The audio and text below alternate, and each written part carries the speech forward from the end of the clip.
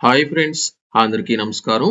ఇక మీదట కేంద్ర అలాగే రాష్ట్ర ప్రభుత్వాలు అందజేస్తున్న అన్ని రకాల ప్రభుత్వ పథకాలకు సంబంధించి తప్పనిసరిగా వారి యొక్క బ్యాంక్ అకౌంట్లకు ఆధార్ నంబర్ అంటే ఆధార్ నంబర్‌తో ఎన్‌పీసీ అనేది చేసుకోవాలని తెలియజేయగా, ప్రస్తుతం కేంద్ర ప్రభుత్వం ఏం చేసిందంటే ఈ యొక్క బ్యాంక్ అకౌంట్‌లకు సంబంధించిన అన్ని రకాల ట్రాన్సాక్షన్‌లకు సంబంధించి ఎన్‌పీసీకి సంబంధించి అంటే మీ యొక్క బ్యాంక్ అకౌంట్‌లకు ఆధార్ నంబర్ లింకింగ్‌కి సంబంధించి ఒక వెబ్‌సైట్ అయితే విడుదల చేయడం జరిగింది.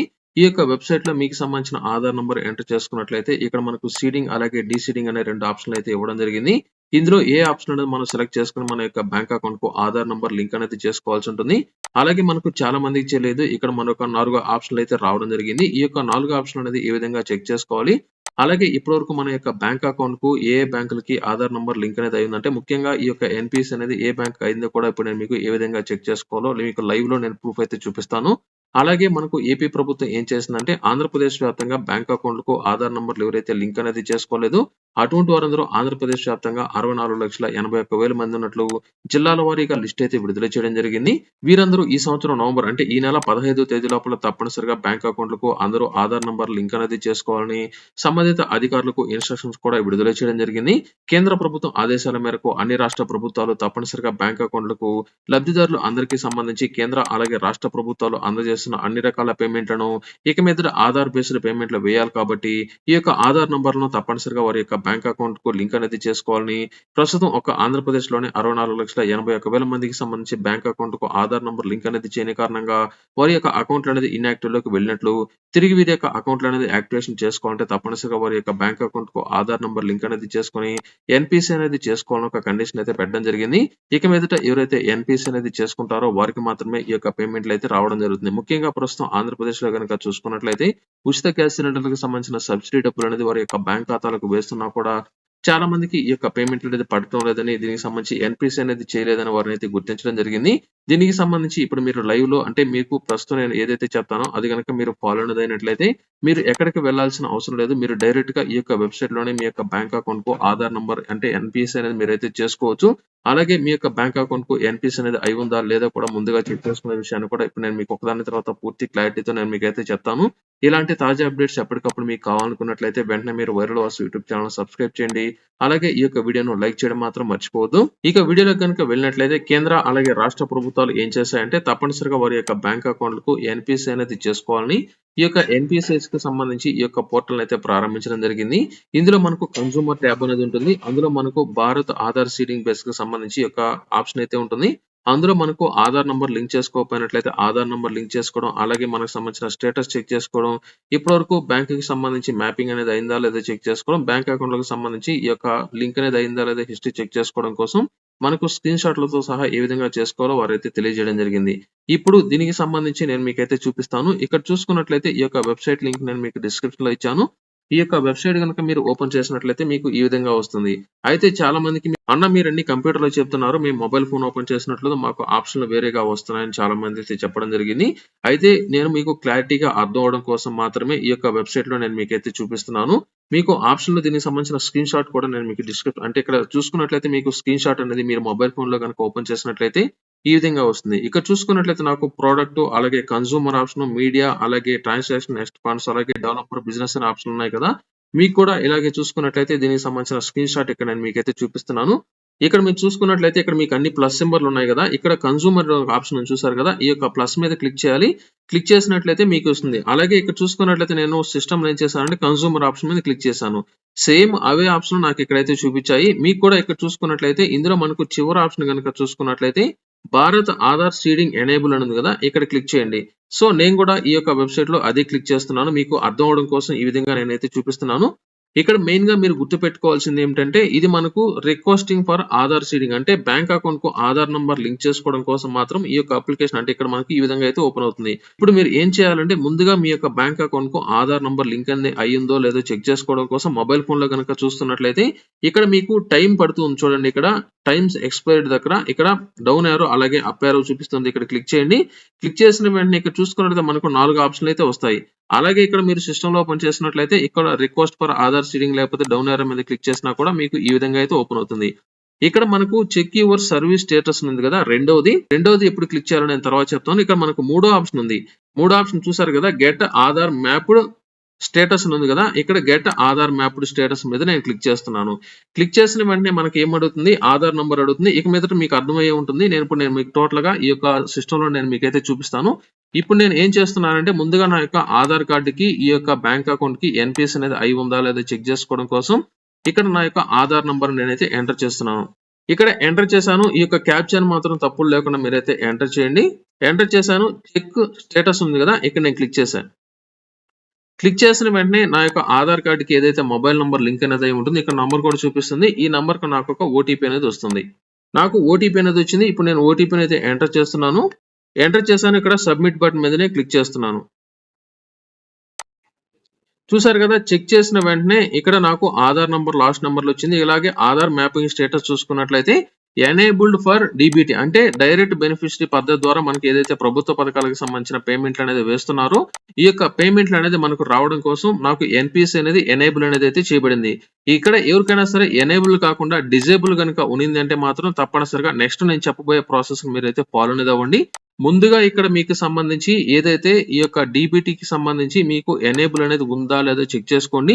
లాస్ట్ గా మీకు సంబంధించి ఎప్పుడు అప్డేట్ అనేది చేశారంటే ఆ యొక్క తేదీ కూడా వస్తుంది. అలాగే చూసుకున్నట్లయితే మనకి ఏ విధంగా ఉన్నాయి ఇక్కడైతే చూపిస్తుంది. అలాగే దీనికి సంబంధించి నాట్ అప్లికబుల్, అలాగే మనకు ఏ బ్యాంక్ కి ఎన్పిఎస్ అనేది అయి ఉందో కూడా ఇక్కడ మనకైతే చూపించడం జరిగింది.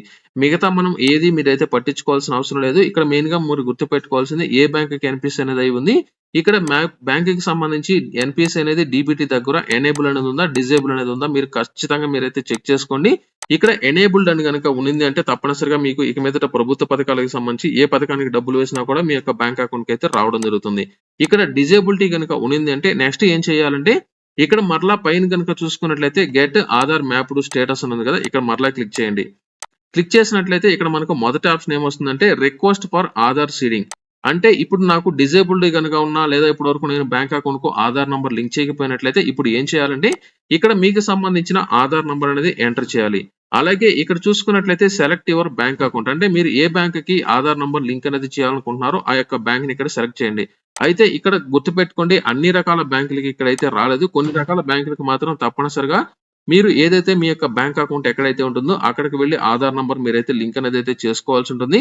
ఖచ్చితంగా మాత్రం ఇక్కడ మీకు ఏదైతే చూపిస్తుందో వీటికి మాత్రమే మీరు ఖచ్చితంగా మీ యొక్క ఆధార్ నంబర్ లింక్ అని మీరైతే చేసుకోవచ్చు. ఇక్కడ ఫర్ ఎగ్జాంపుల్ నేను ఇక్కడ ఏదో ఒక బ్యాంక్ అయితే సెలెక్ట్ అనేది చేస్తున్నాను. ఎందుకంటే నాకు సంబంధించిన బ్యాంక్ అకౌంట్ అనేది ఇక్కడ లేదు కాబట్టి ఆల్రెడీ నాకు ఎస్బీఐకి లింక్ అనేది అయిపోయింది కాబట్టి ఇప్పుడు నేను లింక్ చేయాల్సిన అవసరం లేదు. మీకు చెప్పడం కోసం నేను ఇప్పుడు ప్రాసెస్ మీకు అయితే చూపిస్తున్నాను. ఇక్కడ నేను కెనరా బ్యాంక్ అయితే సెలెక్ట్ చేశాను. ఇక్కడ బ్యాంక్ అకౌంట్ నంబర్ అనేది మీరు 2 సార్లు అయితే ఎంటర్ చేయాలి. నేను మరలా ఎంటర్ చేస్తాను. ఇక్కడ మనకు సీడింగ్ అలాగే డీసీడింగ్ అనేది ఉంది. డీసీడింగ్ అంటే ఏం లేదు, మీరు పూర్తిగా యొక్క బ్యాంక్ అకౌంట్ కు ఆధార్ నంబర్ అనేది తొలగించాలి అనుకున్నట్లయితే డీసీడింగ్ సెలెక్ట్ చేయండి. మీరు ప్రస్తుతం ఇంకా సీడింగ్ అనేది చేయకపోయినట్లయితే ఇక్కడ మనకు 3 ఆప్షన్లు అయితే వస్తాయి. మొదటి ఆప్షన్ ఏంటంటే ఇప్పటివరకు మీరు ఈ యొక్క బ్యాంక్ అకౌంట్ కు ఆధార్ నంబర్ అనేది లింక్ చేయకపోయినట్లయితే ఫ్రెష్ గా మీరు లింక్ చేస్తున్నట్లయితే ఈ యొక్క ఆప్షన్ మీరైతే క్లిక్ చేయండి. రెండో ఆప్షన్ ఏంటంటే ఇదే కెనరా బ్యాంక్ లో మీకు 2 అకౌంట్లు కనుక ఉన్నట్లయితే రెండో అకౌంట్ కి ఈ యొక్క ఆధార్ నంబర్ లింక్ చేసుకోవాలనుకున్నట్లయితే ఇది క్లిక్ చేయండి. ఇక్కడ మూడో ఆప్షన్ ఏంటంటే పూర్తిగా ప్రస్తుతం ఇక్కడ నేను కెనరా బ్యాంక్ ఉంది కదా, ఈ యొక్క కెనరా బ్యాంక్ నుంచి వేరొక బ్యాంక్ కి మీకు సంబంధించిన ఎన్పిఎస్ అనేది మూవ్ చేయాలనుకున్నట్లయితే మూడో ఆప్షన్ మీద క్లిక్ చేయండి. ఫర్ ఎగ్జాంపుల్ ఇక్కడ నేను ఏం చేశానంటే మూడో ఆప్షన్ మీద నేను క్లిక్ చేస్తున్నాను. మూడో ఆప్షన్ మీద నేను క్లిక్ చేశాను. నాకు సంబంధించిన బ్యాంక్ అకౌంట్ డీటెయిల్స్ అనేది ఎంటర్ చేసిన తర్వాత ఇక్కడ ఈ యొక్క రెండో ఆప్షన్ మీరు తప్పనిసరిగా ఇవి ఎంటర్ అనేది చేసిన తర్వాత ఇక్కడ మనకు క్యాప్చా ఏదైతే వస్తుందో ఈ యొక్క క్యాప్చాని తప్పులు లేకుండా ఎంటర్ అనేది చేయండి. ఇవి నేనైతే ఎంటర్ చేస్తున్నాను. ఇక్కడ ప్రొసీడ్ అని ఉంది కదా, ఇక్కడ ప్రొసీడ్ మీద క్లిక్ చేస్తున్నాను. సో మనకి ఇక్కడ టర్మ్స్ అండ్ కండిషన్స్ అనేవి ఈ విధంగా వస్తాయి. అలా కిందికి మీరైతే స్క్రోల్ అనేది చేసి ఇక్కడ అగ్రీ అండ్ కంటిన్యూ ఉంది కదా, ఇక్కడ క్లిక్ చేయాలి. క్లిక్ చేసిన వెంటనే మన ఆధార్ కార్డుకి లింక్ అయిన మొబైల్ నంబర్ కి ఒక ఓటీపీ అనేది వస్తుంది. ఇక్కడ ఓటీపీని మనం అయితే ఎంటర్ చేసి సబ్మిట్ బటన్ మీద క్లిక్ చేయాలి. సబ్మిట్ బటన్ మీద క్లిక్ చేసిన వెంటనే మనకు చూసుకున్నట్లయితే నాకు సంబంధించి ఏదైతే బ్యాంక్ ప్రస్తుతం ఆధార్ నంబర్ లింక్ అనేది అయి ఉందో ఈ యొక్క ఆధార్ నంబర్ల డేటాను ప్రస్తుతం ఈ యొక్క బ్యాంక్ మూవ్ అనేది చేసుకోవడం కోసం ఈ యొక్క రిక్వెస్ట్ మనం అయితే పెట్టుకోవాల్సి ఉంటుంది. అంటే ప్రస్తుతం ఉన్న బ్యాంక్ అకౌంట్ నుంచి వేరే అకౌంట్ కూడా మీరు మ్యాపింగ్ అనేది పెట్టుకోవాలనుకున్నట్లయితే ఈ విధంగా మీరు పూర్తిగా ఈ యొక్క మ్యాపింగ్ అనేది మీరైతే పెట్టుకునే దానికి రిక్వెస్ట్ అనేది పెట్టుకోవాల్సి ఉంటుంది. ఒకవేళ వద్దు అనుకున్నట్లయితే క్యాన్సిల్ మీద క్లిక్ చేయాలి. ఇక్కడ ఓకే బటన్ మీద క్లిక్ చేసినట్లయితే ప్రస్తుతం ఏదైతే బ్యాంక్ మీకు ఆధార్ నంబర్ మ్యాపింగ్ అనేది అయిందో ఈ యొక్క ఆధార్ మ్యాపింగ్ మొత్తం ప్రస్తుతం మీరు సెకండ్ బ్యాంక్ ఏదైతే ఇస్తుంటారో ఆ యొక్క బ్యాంక్ కి లింక్ అనేది చేసుకోవడం కోసం రిక్వెస్ట్ అనేది పోవడం జరుగుతుంది. ఇక్కడ వద్దు అనుకున్నప్పుడు మీరు క్యాన్సిల్ మీద క్లిక్ చేయండి. ఇక్కడ ఓకే బటన్ మీద క్లిక్ చేసినట్లయితే మాత్రం ప్రస్తుతం ఉన్న బ్యాంక్ అకౌంట్ కి లింక్ అయిన మ్యాపింగ్ అనేది వేరొక బ్యాంక్ అకౌంట్ కి అయితే మూవ్ అనేది అవుతుంది. ఇక్కడ ఓకే బటన్ మీద క్లిక్ చేసిన వెంటనే మనకు సంబంధించి ఇక్కడ రిక్వెస్ట్ అంటే రెఫరెన్స్ నంబర్ అనేది వస్తుంది. ఈ యొక్క రెఫరెన్స్ నంబర్ మీరైతే సేవ్ చేసుకోండి. ఇక్కడ మనకి యొక్క ప్రాసెస్ అనేది ఇలా మూవ్ అనేది అయిన తర్వాత ఇక్కడ చూసుకున్నట్లయితే ఫైనల్ గా మనకు సంబంధించిన యూఐడి రికార్డ్ అనేది మనకి ఇక్కడ సక్సెస్ అనేది అయితే రావడం జరిగింది. ఇక్కడ సక్సెస్ కనుక వచ్చినట్లయితే మీకు ఈ యొక్క రిక్వెస్ట్ అనేది సక్సెస్ అనేది అయ్యి మ్యాపింగ్ అనేది అయినట్లు. ఇప్పుడు రిక్వెస్ట్ అనేది మూవ్ అనేది అయిపోయింది కాబట్టి మీరు స్టేటస్ అనేది చెక్ చేసుకోవాలనుకున్నట్లయితే మరలా ఇక్కడ రిక్వెస్ట్ అని ఉంది కదా, ఇక్కడ రిక్వెస్ట్ ఫర్ ఆధార్ సీడింగ్ మీద క్లిక్ చేసి ఇక్కడ చెక్ యువర్ సర్వీస్ స్టేటస్ ఉంది కదా, ఇక్కడ క్లిక్ చేసి మీకు సంబంధించి ఇక్కడ సీడింగ్ మనం చేసాం కాబట్టి ఇక్కడ సీడింగ్ మీద క్లిక్ చేసి మనం ఇక్కడ ఏదైతే థర్డ్ ఆప్షన్ సెలెక్ట్ చేసుకున్నామో ఇక్కడ మనకు సంబంధించి ఏదైతే 4 నంబర్లు అనేది మిగతా నంబర్లు అనేది సర్వీస్ నంబర్లు వచ్చినాయో ఇక్కడ రెఫరెన్స్ కు సంబంధించి ఆ యొక్క నంబర్లు ఇక్కడ మీరైతే ఎంటర్ చేసి ఇక్కడ మనకు సంబంధించిన ఆధార్ సీడింగ్ సర్వీస్ కాబట్టి ఇక్కడ మనకి ఏదైతే క్యాప్చా వచ్చి ఉంటుందో ఈ యొక్క క్యాప్చాని తప్పు లేకుండా ఎంటర్ అనేది మీరైతే చేయాల్సి ఉంటుంది. చేశాను. ఇక్కడ చెక్ సర్వీస్ అని ఉంది కదా, ఇక్కడ చెక్ మీద క్లిక్ చేస్తున్నాను. చేసిన వెంటనే ఇక్కడ చూసుకున్నట్లయితే నాకు సంబంధించి అలర్ట్ మెసేజ్ అనేది రావడం జరిగింది. దీనికి సంబంధించి నాకు ఈ యొక్క ఆధార్ సీడింగ్ అనేది సక్సెస్ అనేది అయితే అవడం జరిగింది. ఈ విధంగా ప్రతి ఒక్కరు మీ యొక్క బ్యాంక్ అకౌంట్ కి సంబంధించి సీడింగ్ అనేది అయి ఉందా లేదా చెక్ చేసుకోండి. మీకు సంబంధించి ఇప్పటి వరకు ఈ యొక్క సీడింగ్ అనేది ఒకసారి కూడా మీరు చేసుకోకపోయినట్లయితే ఫ్రెష్ సీడింగ్ మీద క్లిక్ చేయండి. మీరు ప్రస్తుతం ఒకే బ్యాంక్ లో 2 అకౌంట్లు కనుక ఉన్నట్లయితే సెకండ్ ఆప్షన్ మీద, ఇక్కడ 3 ఆప్షన్ మీద క్లిక్ చేస్తే ప్రస్తుతం మీకు ఎస్బీఐ కి ఆధార్ నంబర్ లింక్ అనేది అంటే ఎన్పిసి అనేది అయి ఉంది అనుకుందాము. ఈ యొక్క ఎస్బీఐ కి లింక్ అయిన టోటల్ ఈ యొక్క ప్రాసెస్ మొత్తాన్ని వేరొక బ్యాంక్ గనక మీరు లింక్ చేసుకోవాలనుకున్నట్లయితే ఈ యొక్క 3 ఆప్షన్ మీద మీరైతే క్లిక్ చేయండి. ఈ విధంగా మీకు సంబంధించి ఈ యొక్క స్టేటస్ మీరైతే చెక్ చేసుకోండి. లేకపోతే ఇక్కడ చూసుకోండి ఆధార్ మ్యాపింగ్ హిస్టరీ అనేది కదా, ఇప్పటి వరకు ఈ యొక్క ఆధార్ కార్డు కి సంబంధించిన టోటల్ హిస్టరీ మీరైతే చెక్ చేసుకోవచ్చు. ఇప్పుడు నేను అది కూడా మీకు చూపిస్తాను. క్యాప్చా తప్పులు లేకుండా ఎంటర్ చేయండి. సబ్మిట్ మీద క్లిక్ చేశాను. ఇప్పుడు ఆధార్ కార్డుకి లింక్ అయిన మొబైల్ నంబర్ కి ఓటీపీ అనేది అయితే రావడం జరుగుతుంది. ఇప్పుడు నేను ఓటీపీ అనేది ఎంటర్ చేస్తున్నాను. ఇక్కడ అలర్ట్ అనేది ఫెయిల్యూర్ అనేది వచ్చింది. ఇక్కడ ఫెయిల్యూర్ అనేది వచ్చిందని మీరు టెన్షన్ పడాల్సిన అవసరం లేదు. ఈ యొక్క వెబ్సైట్ లో ప్రాబ్లం అనేది అయితే అయి ఉండొచ్చు. మీకు సంబంధించి తప్పనిసరిగా ఈ విధంగా మీకు సంబంధించి ఆధార్ నంబర్లకు ఎన్పిసి అనేది అయి ఉందా లేదా మీరైతే ఒకసారి అయితే చెక్ చేసుకోండి. ఈ యొక్క వెబ్సైట్ అనేది 100% వర్క్ అనేది అవుతుంది. మనకు ఆంధ్రప్రదేశ్ వ్యాప్తంగా ఏదైతే 64,81,000 మంది ఉన్నారో వీరందరికీ సంబంధించి తప్పనిసరిగా నవంబర్ 15వ తేదీ లోపల ఎన్పిసి అనేది చేసుకోవాలని ఏపీ ప్రభుత్వం ఇన్స్ట్రక్షన్స్ అయితే జారీ చేయడం జరిగింది. ప్రస్తుతం ఈ యొక్క బ్యాంకులకి ప్రస్తుతం గ్రామాలకి వార్డు సచివాలయాల ద్వారా కూడా ఈ యొక్క ఎన్పిసికి సంబంధించిన మ్యాపింగ్ అనేది చేస్తున్నారు. ఇప్పటి వరకు మీరు ఎటువంటి బ్యాంకులకు సంబంధించిన అకౌంట్ అనేది లేకపోయినట్లయితే దగ్గరలో ఉన్న బ్యాంకులకు సంబంధించిన ఆధార్ నంబర్లతో ఒక బ్యాంక్ అకౌంట్ అనేది క్రియేట్ చేసుకుని ఎన్పిసి అనేది చేసుకోవడం. రెండవది ఇప్పటికే మీకు బ్యాంక్ అకౌంట్ కనుక ఉన్నట్లయితే ఆ యొక్క బ్యాంక్ అకౌంట్ కు ఇప్పుడు నేను చెప్పిన ప్రాసెస్ ద్వారా మీరు ఎన్పిసి అనేది కనుక చేసుకున్నట్లయితే తప్పనిసరిగా మీకు బ్యాంక్ అకౌంట్ కు ఆధార్ నంబర్ లింక్ అనేది అయితే అవుతుంది. ఇది ప్రస్తుతం లేటెస్ట్ గా వచ్చిన అప్డేట్. తప్పనిసరిగా అందరూ ఒకసారి అయితే ఈ యొక్క వెబ్సైట్ లో మీకు సంబంధించిన స్టేటస్ అనేది చెక్ చేసుకోండి. ఈ వెబ్సైట్ అయితే 100% వర్క్ అనేది అవుతుంది. తప్పనిసరిగా అందరూ అయితే చెక్ చేయండి. ఇలాంటి తాజా అప్డేట్స్ కోసం మీరు వెంటనే viral Vasu YouTube channel subscribe చేయడం మాత్రం మర్చిపోవద్దు.